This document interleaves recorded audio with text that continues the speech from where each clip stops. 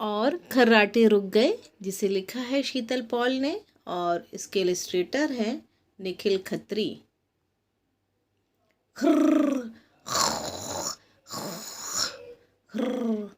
अरे ये कौन सो रहा है इस कमरे के अंदर? पेड़ पर बैठी चिड़िया ने पूछा। कौन भर रहा है इतनी जोर से खर्राटे? गिलहरी ने भी खिड़की से झांकते हुए पूछा।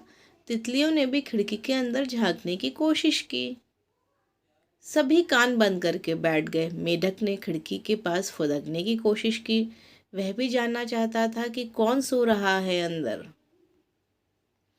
बंदर बोला, मैं पता कर सकता हूँ।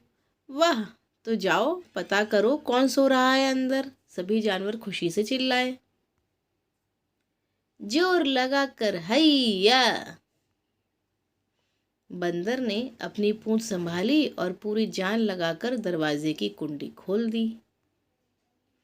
किताबों के ढेर के नीचे बंदर दब गया। खर्राटों की आवाज़ अभी भी आ रही थी। वाह, किताबें! मोटी किताब, पतली किताब, नई किताब, पुरानी किताब, कैसी कैसी होती किताब। पर यह सब क्या? सोती हैं किताबें क्या? कोई पढ़ नहीं रहा था इन किताबों को, इसलिए ये सो गई थीं और ज़ोर ज़ोर से खर्राटे भरने लगी थीं। मैं भी किताब पढ़ूंगी, गिलहरी ने कहा।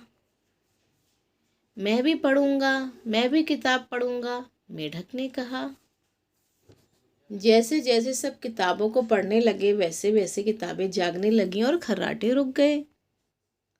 मुझे ये वाली किताब पढ़ने दो। बंदर ने खाना पकाने के बारे में किताब उठा ली। अरे यह क्या? लो जी, बंदर भी सो गया। किताबें पढ़ते पढ़ते बंदर भी सो गया, लेकिन किताबों के खर्राटे रुक गए। लेकिन हुआ क्या? बंदर के खर्राटे आने लगे।